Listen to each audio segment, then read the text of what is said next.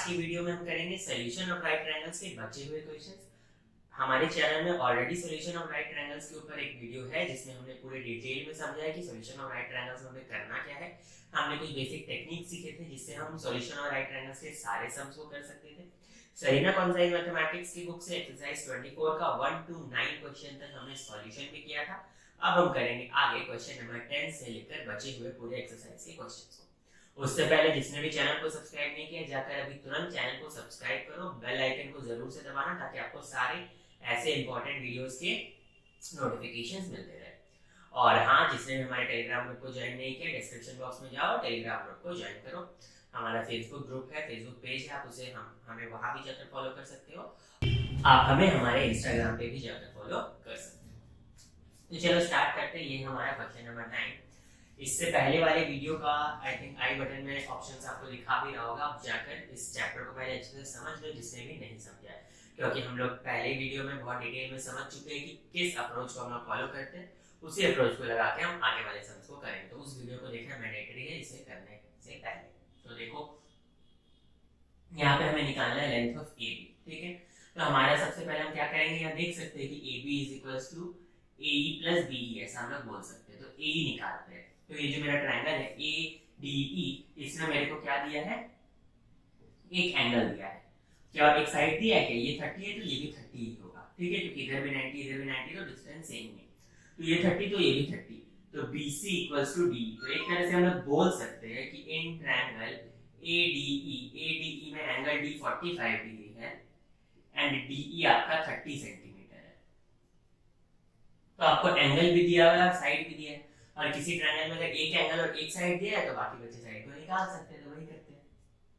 अब देखो यहाँ पे एंगल D का बात हो रहा है। एंगल D के लिए AE क्या है, एंगल D के लिए AE एक तरह से परपेंडिकुलर हो रहा है, क्योंकि हमने पढ़ा था कि किसी भी ट्रायंगल में जिस एंगल पे हम लोग साइन कॉस का रेशियो बैठाते हैं या कोई भी रेशियो बैठाते हैं ट्रिग्नोमेट्री का, जिस एंगल पे बैठाते हैं उस एंगल को कंटेन करने वाला साइड हमेशा बेस होता है और अपोजिट वाला साइड हमेशा ऑल्टीट्यूड या परपेंडिकुलर होता है।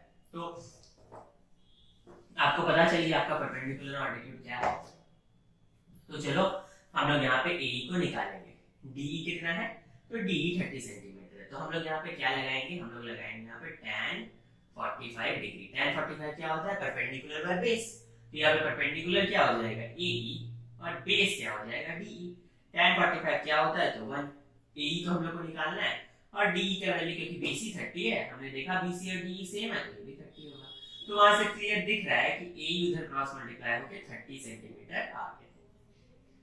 सेम थिंग हम लोग करेंगे इस ट्रायंगल पे जिसे मैंने मार्क किया, जो कि है इन ट्रायंगल DEB और BED।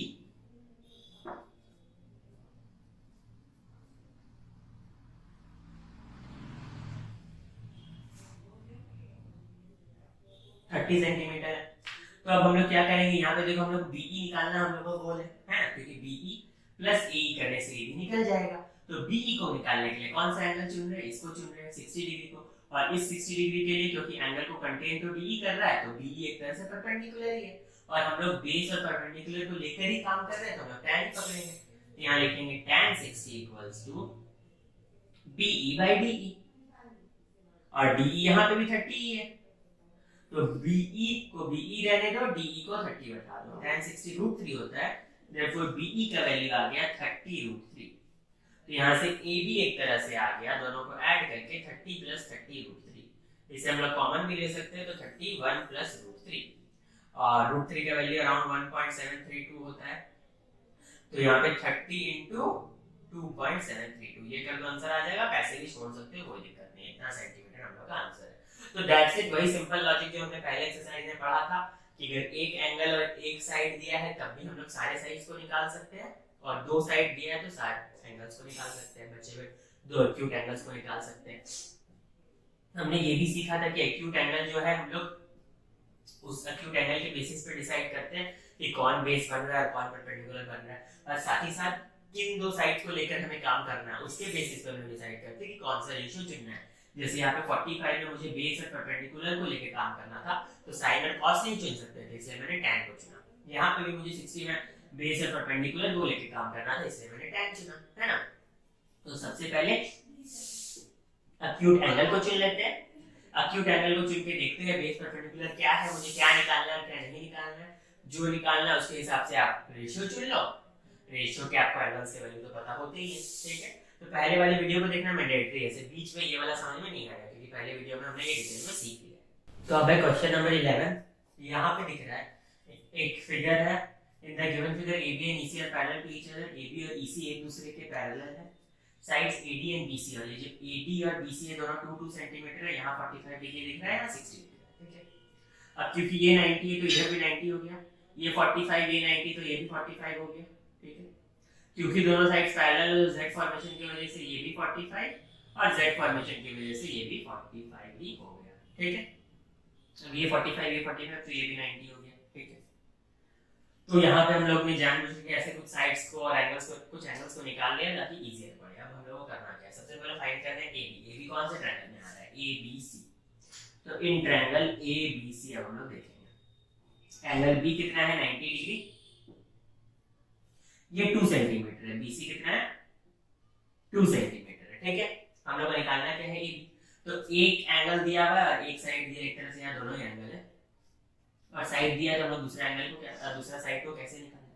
तो कोई भी एंगल को चुन लेते हैं, सपोज ये C को ही चुन लेते हैं। तो इसके लिए 2 सेंटीमीटर तो मतलब कि जो BC है वो बेस होगा और AB परपेंडिकुलर होगा, और बेस और परपेंडिकुलर को लेके काम करें तो tan बैठाएंगे। तो tan 45 इक्वल्स टू tan 45 इधर वाला को चुन रहे हैं तो पहले लिख देते हैं क्योंकि C भी 45 है A भी 45 तो पहले लिखते हैं tan C equals to perpendicular यानी कि AB और बेस यानी कि BC। अब ये tan C का वैल्यू कितना है, C का वैल्यू तो 45 हो गया, 45 बैठा देते हैं, ठीक है।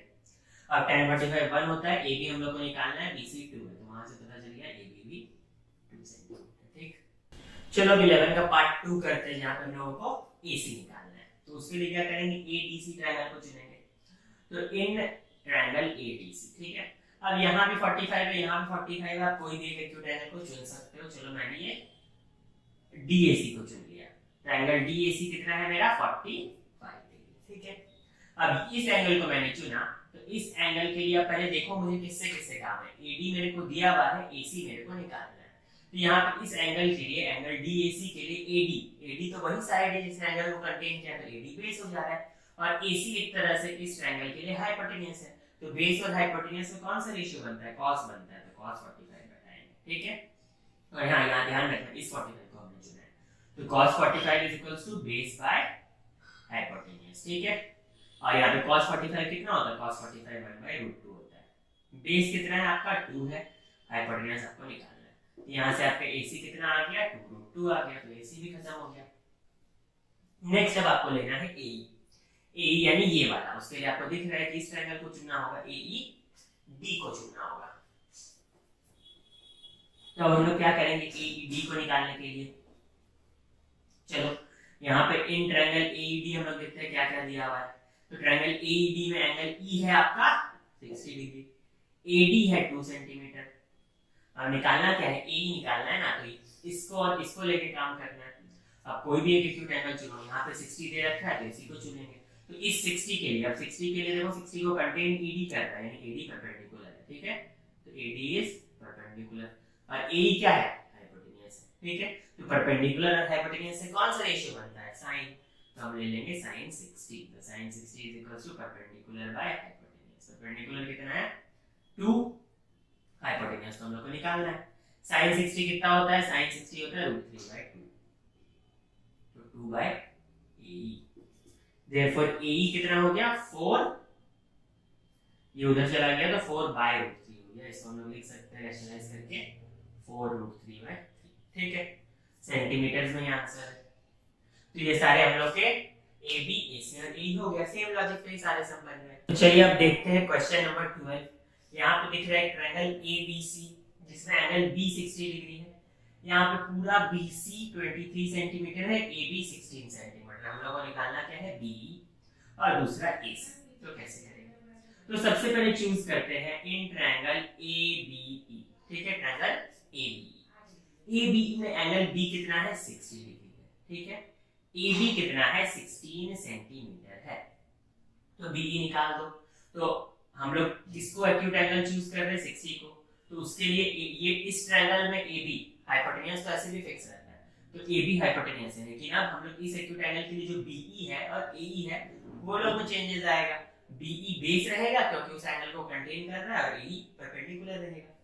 तो हम लोग को बीई निकालना है, एबी गिवन है, एक्यूट एंगल गिवन है। तो पता चल रहा है कि हम लोग को बेस और हाइपोटेनियस को लेके काम करना है, तो cos बैठाएंगे। तो cos 60 is equals to base by hypotenuse, ठीक है। तो बेस तो बीई रहने दो, हाइपोटेनियस 60, ठीक है। अब cos 60 कितना होता है, तो हाफ होता है। तो BE by 16, therefore BE कितना हो जाएगा 16 by 2 यानी कि 8 सेंटीमीटर। तो आपको BE निकल जाएगा 8 सेंटीमीटर। तो CE कितना हो जाएगा 23 minus 8, ठीक है। तो 23 minus 8 कितना हो जाएगा 15 सेंटीमीटर। तो यहां से यहां हो जाएगा आपका 15 सेंटीमीटर, क्योंकि BE तो आपका निकल ही चुका है। BE कितना निकला है 8 सेंटीमीटर, ठीक है। अब हम लोग को क्या करना है, अब हम लोग को निकालना है AC। तो AC को कैसे निकालेंगे, तो उसके लिए हम लोग क्या करते हैं, यहाँ पे ध्यान दो, ये BE आपका कितना निकल चुका है, BE 8 सेंटीमीटर है, ये 16 सेंटीमीटर है, तो AE निकाल लेते हैं, ठीक है। तो चलो AE निकाल लेते हैं। तो AE को कैसे निकालेंगे, पाइथागोरस बैठा के भी निकाल सकते हैं, पर क्योंकि ट्रिग्नोमेट्री हमारे पास है तो उसी का इस्तेमाल करते हैं। पाइथागोरस में उतना स्क्वायर क्यों करें, हम लोग चाहे तो पाइथागोरस से ए निकाल लेंगे, फिर ए और ईसी भी मिल गया तो पाइथागोरस से एसी भी निकाल लेंगे, पर वो नहीं करना। तो हम लोग को एई निकालना है, तो एंगल बी के लिए ही, एंगल बी के लिए ही ये परपेंडिकुलर हो जाएगा, ये हाइपोटेन्यूज हो जाएगा। तो हम लोग sin 60 बैठाते हैं। तो sin 60 is equals to AE by AB, ठीक है। ये बात आई थिंक सब समझ गए होंगे। तो sin 60 कितना होता है, √3/2 होता है। AE हमारा पता नहीं हमें, और BE हमें पता है, BE पता है 8, ठीक है। सॉरी 16 होगा, मैंने BE बैठा दिया, AB 60, ठीक है। टेंशन नहीं, हम लोगों ने किया क्या, हम लोग को निकालना था AE। हमने इसी ट्रायंगल ABE को चुना जहां पे एंगल B ही हमारे को एक्यूट एंगल गिवन है, और अब एंगल B के लिए AE तो परपेंडिकुलर है ना, और AB तो हाइपोटेन्यूज है ना, तो परपेंडिकुलर और हाइपोटेन्यूज को लेके साइन ही काम करता है, तो sin 60। तो यहाँ कट होके 8 हो गया, देयरफॉर AE हो गया आपका 8√3। AE आपको पता चलिए कितना है 8√3, ठीक है। अब आपको निकालना क्या है, AC निकालना है। AC निकालने के लिए आप चाहो तो ये जो ट्रायंगल AEC नजर आ रहा है वहां पे पाइथागोरस लगा सकते हो, ठीक है। फिर एक काम और कर सकते हो, ये दो एंगल का इस्तेमाल करके कोई भी एक्यूट एंगल निकाल दो, दो साइड का इस्तेमाल करके एक्यूट एंगल निकाल दो और करो। लेकिन हम यहाँ पाइथागोरस भी बैठा ही सकते हैं, बैठा देते हैं। AC का square is equals to CE का स्क्वायर प्लस AE का स्क्वायर, ठीक है। तो AC का स्क्वायर निकालने के लिए क्या करेंगे, CE का स्क्वायर यानी 15 का स्क्वायर, और AE का स्क्वायर मतलब 8√3 का स्क्वायर। 225 प्लस 64 into 3, तो 225 प्लस 12 1 19, ठीक है। तो AC का स्क्वायर यहाँ 7 हो गया, यहाँ 11 हो गया, यहाँ 3 हो गया, 4 हो गया। तो AC इज इक्वल टू √417। तो √417 को सॉल्व कर दो, आपका आंसर आ जाएगा AC का, ठीक है। हम करेंगे हमारा 13 नंबर, जो कि बहुत इजी सा एग्जाम है। यहाँ पे दिख रहा है कि एक राइट एंगल ट्रायंगल है B पे, और यहाँ भी एक और राइट एंगल ट्रायंगल दिख रहा है BCD पे, है ना। यहाँ पे ये राइट एंगल है और एक यहाँ राइट एंगल दिख रहा है। सबसे पहले BC निकालना है, तो ये तो इजीली हो ही जाएगा। आपको एक्यूट एंगल दिया हुआ है, इस एक्यूट एंगल के लिए BC बेस है, AB परपेंडिकुलर है, बेस और परपेंडिकुलर को लेके काम करो तो tan 50 बैठाना खत्म। सेकंड हम लोग को AD निकालना है। अब AD निकालने के लिए हम लोग क्या करेंगे, तो इसको पकड़ते हैं, ठीक है। अब इसके लिए यहाँ पे तो 90 डिग्री हो गया, पर कोई एक्यूट एंगल गिवन नहीं, पर एक तरह से गिवन भी है। कैसे, ABC, चलो पहला वाला को हटाते हैं, पहला वाला तो हो ही गया, हम दूसरा बना देते हैं। यहाँ पे हम लोग क्या देखेंगे, ये जो पूरा ट्रायंगल है मेरा ABC में, ये 30 है, ये 90 है, तो तीनों एंगल को मिला के 180 होता है किसी भी ट्रायंगल में। तो मेरा एंगल A कितना आ जाएगा, मेरा एंगल A आ जाएगा 180 माइनस 90 प्लस 30 यानी 120, यानी कितना आ जाएगा 60 डिग्री। तो मेरा एंगल A कितना आ जाएगा 60 डिग्री। तो हम लोग कौन सा ट्रायंगल चुनेंगे, ट्रायंगल ABD, ठीक है। ABD ट्रायंगल में हम लोग कौन सा लेते हैं, एंगल A। मेरा एक्यूट एंगल गिवन है 60 डिग्री। इस एक्यूट एंगल के लिए, है ना, ये है मेरा एक्यूट एंगल, अभी कितना निकल के आया 60। अब ये वाला ट्रायंगल में देख लो कौन सा ट्रायंगल की बात हो रही है, जिसको मैंने मार्क किया ADB, ठीक है। अब ADB में AB तो फिक्स है, हाइपोटेन्यूज ही रहेगा। AD क्या रहेगा, तो AD जो है वो एंगल A को अगर हम लोग एक्यूट एंगल पकड़ते हैं तो AD बेस रहेगा और BD परपेंडिकुलर रहेगा। तो हमको AD ही तो निकालना है, तो हम लोग किसको किसको लेके काम करना होगा, इसको, और क्योंकि हाइपोटेन्यूज गिवन है तो उसको, और हाइपोटेन्यूज और बेस से मिलके बनता है cos, तो यहाँ पे बैठाएंगे cos 60 डिग्री, जो कि हो जाएगा बेस बाय हाइपोटेन्यूज। ठीक है, पहले AB लिख देते हैं यहाँ, फिर वैल्यू बैठा देंगे। तो AD का तो वैल्यू निकालना है, और AB कितना है, AB है 12, cos 60 कितना होता है, हाफ। तो AD कितना आ गया, 6 सेंटीमीटर। तो AD पता चल गया 6 सेंटीमीटर। BC आपका होमवर्क है, निकाल लेना इजी सा। अब बचता है AC। AC को कैसे निकालें, तो AC को निकालना भी सिंपल है। ये पूरे AC को निकालने के लिए कुछ करने की जरूरत ही नहीं है, ये आपको गिवन है, एक्यूट एंगल पता है। तो इस एक्यूट एंगल के लिए ये तो परपेंडिकुलर हो गया, और ये तो हाइपोटेन्यूज 6 ही है, तो परपेंडिकुलर हाइपोटेन्यूज साइन बैठा के कर देना। जिसने भी एक्सरसाइज को अभी तक समझ लिया वो इजीली ये सब को कर पाएगा। नंबर 2 थोड़ा सा लगता है तो वो मैंने कर दिया। अब हम लोग बढ़ते हैं आगे की तरफ। तो अभी करते हैं हम लोग क्वेश्चन नंबर 14। क्वेश्चन नंबर 14 में बोला है कि राइट एंगल ट्रायंगल है जिसमें एंगल बी 90 डिग्री है। ठीक है, हम लोग को निकालना है मैग्नीट्यूड ऑफ एंगल ए, यानी एंगल ए का वैल्यू निकालना है। तो एंगल ए का हम लोग को वैल्यू निकालना है। यहाँ पे बोल रहा है AB is √3 times BC। AB जो है वो BC का √3 टाइम्स, ऐसा बोल दिया पार्ट 1 में, और पार्ट 2 उसका उल्टा है। पार्ट 1 कर लेंगे तो पार्ट 2 होमवर्क रहेगा। तो let AB equals to x मान लेते हैं हम लोग। क्यों, AB is √3 टाइम्स BC, तो BC को x मानते हैं। तो let BC equals to x, तो AB क्या हो जाएगा, √3 टाइम्स ऑफ BC है। ठीक है, AB क्या है, √3 टाइम्स ऑफ BC है, तो यहाँ पे √3 into x हो गया। तो AB का भी वैल्यू पता चल गया, BC का भी वैल्यू पता चल गया। AB का वैल्यू है √3x, BC का वैल्यू है x। अब निकालना क्या है, एंगल A। अब यहाँ पे अगर एंगल A को देखा जाए तो एंगल A के लिए ये बेस हो गया, ये परपेंडिकुलर हो गया। ठीक है, और बेस और परपेंडिकुलर को लेके काम करना है तो tan ही चुनते हैं हमेशा। तो यहाँ पे हम लोग tan, क्योंकि एंगल A निकालना है तो tan A ही चुनेंगे। तो परपेंडिकुलर हो जाएगा BC और बेस हो जाएगा AB, यानी x बाय √3x, दोनों कट गया तो यहाँ 1 बाय √3 आया। तो tan A आया 1 बाय √3। तो tan कितना 1 बाय √3 होता है, तो tan 30 1 बाय √3 होता है। तो वहां से A का वैल्यू 30 डिग्री आया। सिमिलरली आप इसे बदल सकते हो। अब चेंज करके यहाँ पे जब पूछा है कि BC is √3 टाइम्स AB, तो ये आप लोग कर ही लोगे, तो वो आपका होमवर्क रहेगा। काफी सिंपल सा लॉजिकल सा क्वेश्चन था। अब बढ़ते हैं क्वेश्चन नंबर 15 की तरफ। तो अब है हमारा क्वेश्चन नंबर 15, जो कि एक थोड़ा सा रियल लाइफ इंप्लीमेंटेशन जैसा दिखता है ट्रिग्नोमेट्री का। यहाँ पे बोलता है vertical ladder is placed against a vertical tower. ठीक है, तो एक लैडर है, इस लैडर को हमने प्लेस कर दिया टावर में। ठीक है, एक टावर था जो स्ट्रेट था, उसमें से टेढ़ा जैसे लैडर लगाते हैं वैसे लगा दिया।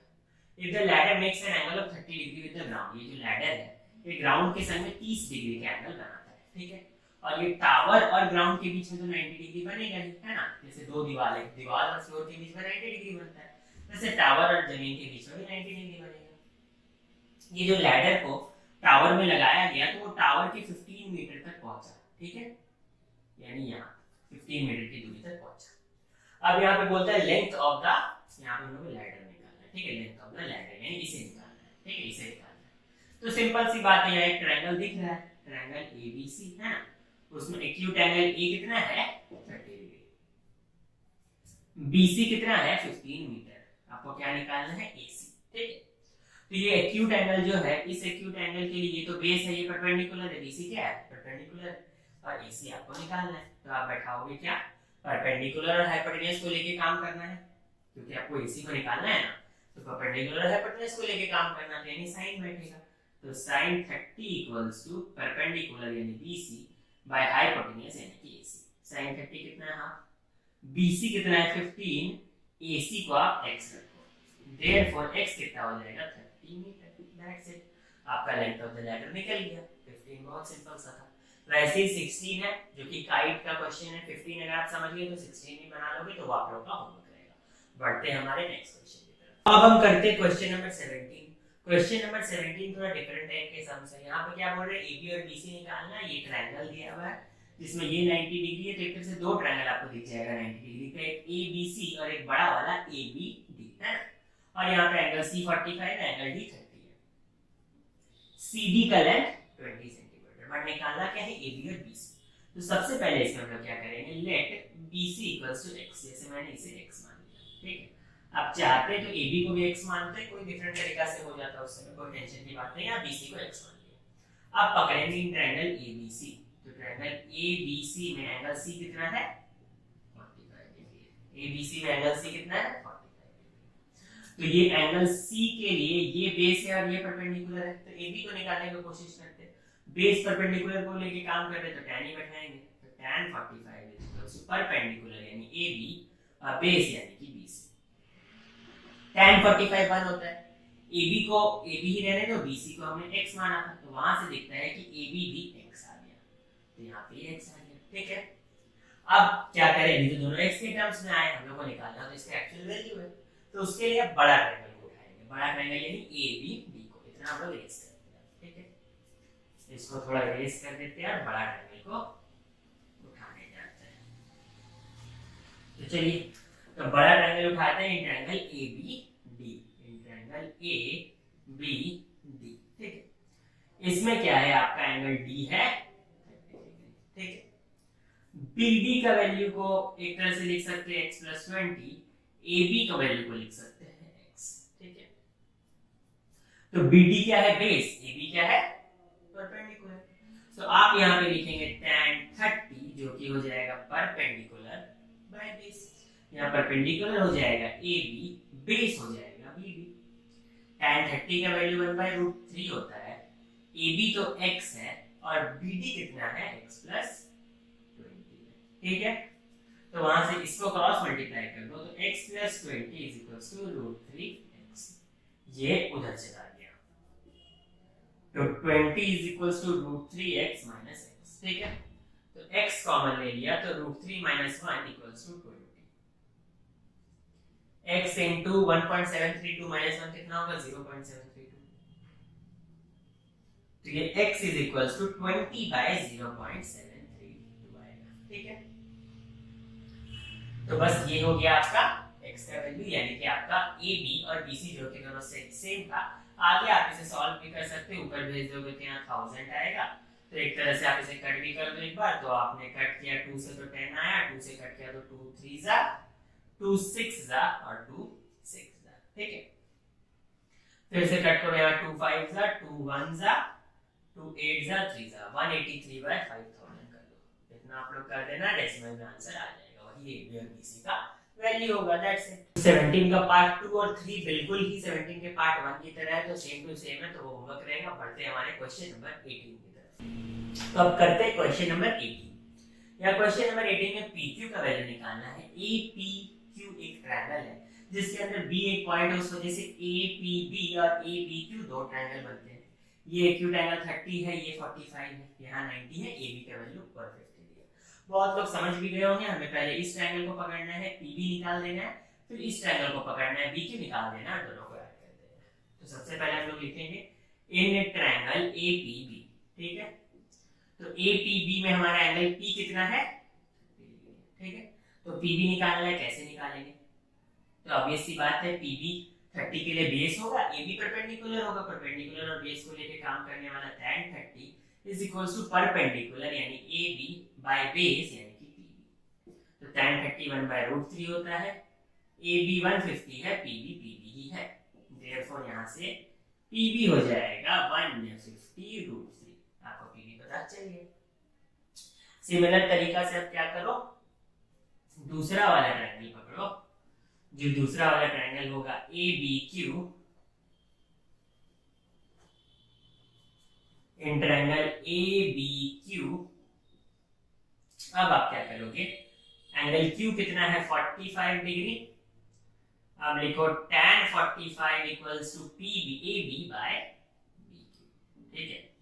यानी 1 इज इक्वल्स टू AB यानी 150 बाय BQ, देयरफॉर BQ कितना हो जाएगा, तो PQ कितना हो जाएगा PB प्लस BQ, यानी 150√3 प्लस 150, यानी अब 150 को कॉमन ले लो तो 1 प्लस √3, चाहो तो ऐड करके 2.732 सॉल्व कर देना, सिंपल सा है। अब बढ़ते हैं नेक्स्ट क्वेश्चन का 18 का पार्ट 2 की तरफ। तो अब करेंगे 18 का पार्ट 2। यहाँ पे क्या है, सेम तरह का ही है, ए बी का वैल्यू 150 दिया है, हम लोग को निकालना ये पी क्यू को है, ठीक है। तो सबसे पहले पकड़ेंगे in triangle A Q B, ठीक है। यहाँ पे एक्यूट एंगल क्यू दिख रहा है आपको 45 डिग्री, तो हम लोग बी क्यू निकाल सकते हैं। यहाँ पे बी क्यू क्या बन जाएगा, बेस, और ए बी हो जाएगा परपेंडिकुलर। तो बैठाएंगे tan 45 जो कि होता है perpendicular by base. 1 A B होगा 150, बी क्यू रहेगा। तो वहां से बी क्यू भी आ गया आपका 150 मीटर, यानी आपको बी क्यू पता चल गया 150 मीटर, ठीक है। अब बड़ा ट्रायंगल पकड़ते हैं, यानी ए बी पी, ठीक है। तो ए बी पी में क्या करेंगे हम लोग, tan 30 बैठाएंगे फिर से। tan 30 क्या हो जाएगा, परपेंडिकुलर बाय बेस। परपेंडिकुलर हो गया ए बी और बेस हो गया पी बी। tan 30 कितना हो गया, 1/√3। ए बी हो गया 150, पी बी आपका पी बी गया, देयरफॉर पी बी हो गया 150√3। आपको निकालना क्या है, पी क्यू। तो ऑब्वियस सा बात है, पी क्यू को आप निकाल सकते हो P B minus B Q, P B minus B Q. तो इतना सा हिस्सा निकल जाएगा, यानी पी क्यू। तो पी क्यू हो जाएगा P B minus B Q, यानी 150√3 माइनस 150। तो 150 को मान ले लो, तो √3 माइनस 1, यानी 150 इंटू √3 का वैल्यू सपोज 1.732 ओवरऑल आप ले सकते हैं अप्रॉक्सिमेट। तो ये 0.732 आ जाएगा। आप इसे सॉल्व कर देना, आपका आंसर आ जाएगा। तो यही है आपका 18 का पार्ट। तो देखते हैं अब हमारा क्वेश्चन नंबर 19, जो हल्का सा डिफरेंट सा सम है। जिसमें क्या हो रहा है, यहाँ पे क्या किया कि एक ट्रायंगल दे दिया है, यहाँ पे 90 डिग्री है, यहाँ पे एक तरह से देख सकते हैं कि दो राइट एंगल ट्रायंगल बन रहे हैं बी सी डी और ए सी डी, ठीक है, उसमें कोई दिक्कत नहीं। लेकिन नॉर्मल से क्या होता था कि कुछ एक्यूट एंगल्स दिए रहते थे, 30 डिग्री 45 डिग्री 60 डिग्री ऐसे करके कुछ दिया जाता था। उस समय हम लोग क्या कर लेते थे, हम लोगों को वैल्यू पता होता था कि sin 30 का कितना है, या cos 30 का कितना है, या tan 30 का कितना है। बट यहाँ पे क्या है, tan x डिग्री दे दिया और tan y डिग्री दे दिया। अब ये जो tan है, cos है, sin है, जो भी होते हैं ये सब तो ट्रिग्नोमेट्रिक रेशियोज ही है ना। यानी एक तरह से जब हम लोग बोल रहे होते हैं tan 30 डिग्री, तो एक तरह से रेशियो तो निकलता है 1/√3। हम लोग बोल देते हैं कि tan 30 का वैल्यू 1/√3, पर वो एक तरह से रेशियो ही तो निकला, जहाँ पे ऊपर वाला होता है परपेंडिकुलर और नीचे वाला होता है बेस। तो परपेंडिकुलर और बेस का एक रेशियो निकला है ना। जब वो होल नंबर की तरह भी रहता है तो असल में रेशियो 1/1 रहता है ना। तो वैसा ही सिमिलर यहाँ पे एंगल का वैल्यू ना देके x और y दे दिया है और रेशियो दे दिया है, ठीक है। तो हम लोग को बोला क्या है कि 40 AB है वो 48 है, हम लोग को निकालना CD है। तो करेंगे, तो एक बात हमेशा ध्यान दो, रेशियो आता कैसे। सपोज यहाँ 20 और 40 है, तो 20 और 40 तो ओरिजिनल था, पर कट के ये रेशियो इसका हाफ आएगा ना। तो इससे पता चलता है कि हमेशा जो फ्रैक्शन है उसका सिंपलेस्ट फॉर्म ही एक तरह से रेशियो है। ये जो मेरा फ्रैक्शन था उसका सिंपलेस्ट फॉर्म में हुआ, तब ये रेशियो आया 1/2, यानी कि ये और सिंपलीफाई नहीं हो सकता, ठीक है। तो इस बात को हमेशा याद रखना कि रेशियो में जो दिया हुआ होता है, जैसे कि मेरा tan 30 का वैल्यू निकला 1/√3, तो ये 1 एक्चुअल में परपेंडिकुलर और √3 एक्चुअल में बेस नहीं था। एक्चुअल में परपेंडिकुलर कुछ और रहा होगा, सपोज 20 रहा होगा और बेस 20√3 रहा होगा, तो कट के ये 1/√3 आया, सिंपलीफाई होने के बाद 1/√3 आया। तो उसको हम लोग कैसे बनाएंगे, तो उसी को देखते हैं यहाँ पे, ठीक है। तो सबसे पहले हम लोग देखते हैं इन ट्रायंगल BCD। तो ट्रायंगल BCD में हम लोग क्या लेंगे, tan y लेंगे। tan y कितना होगा, परपेंडिकुलर बाय बेस होगा, है ना। तो यहाँ तो कोई गिवन एंगल दिया नहीं है जिसका हम लोग वैल्यू रेशियो का याद रखें। तो यहाँ पे tan y के हम लोग ने खुद ही से वैल्यू दे दिया 3/4, वो हमने पुट कर दिया, ठीक है।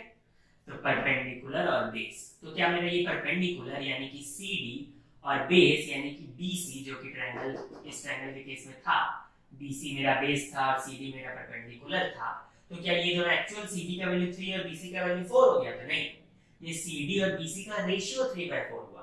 तो CD का एक्चुअल वैल्यू आप 3x मान सकते हैं और BC का एक्चुअल वैल्यू आप 4x मान सकते हैं। जब रेशियो देता है तो एक्चुअल वैल्यू को हम लोग मान लेते हैं ना, 3x और 4x, ऐसा हमने सीखा है रेशियोज के सामने भी। अब आगे बढ़ते हैं, अब लेते हैं हमारा फिर से बड़ा वाला ट्रायंगल, इसको थोड़ा सा इरेज करते हैं, ठीक है।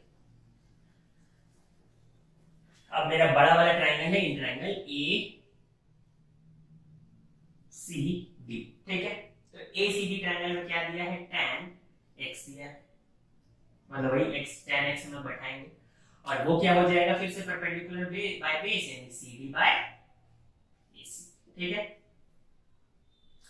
अब tan x का वैल्यू भी लोग ने दे दिया है 5/12। ठीक है, जिससे यहाँ पे दिख रहा है CD और AC है।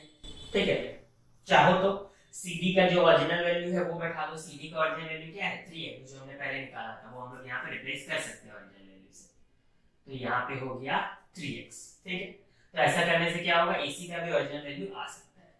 तो यहाँ पे CD बाय AC 5/12 है, तो यहाँ CD का ओरिजिनल वैल्यू तो हमने 3x निकाला ही था, तो वही यहाँ पे पुट कर दिया। और यहाँ से AC निकाल लेंगे तो कितना आ जाएगा 36x/5। ठीक है, अब BC 4x था, तो एक तरह से AB अगर हम लोग निकालना चाहे तो AC माइनस BC कर सकते हैं। AC कितना है 36x/5, बढ़ा देते हैं, और BC कितना है 4x। ठीक है, तो देयरफॉर यहाँ से AB कितना आया, अगर माइनस करेंगे तो 16x/5। ठीक है, और AB का वैल्यू है कितना 48 है। ठीक है, तो 16 के टेबल में कितना बार में आता है 3, तो देयरफॉर x कितना आ गया 15 आ गया। ठीक है, तो CD निकालना था ना, CD 3x था यानी 45 मीटर, 3 into 15। ठीक है, बहुत सिंपल सा था, बट अच्छा डिफरेंस सम था भी, तो इसका आर मान सकते हैं। अब लास्ट नंबर करेंगे नंबर 20। तो अब हम करेंगे क्वेश्चन नंबर 20। तो यहाँ पे एक रोम्बस दिया है, तो सबसे पहले रोम्बस एक तरह का पैरेललोग्राम है जिसके चारों साइड्स इक्वल होते हैं और डायगोनल्स 90 डिग्री पे बाइसेक्ट करते हैं।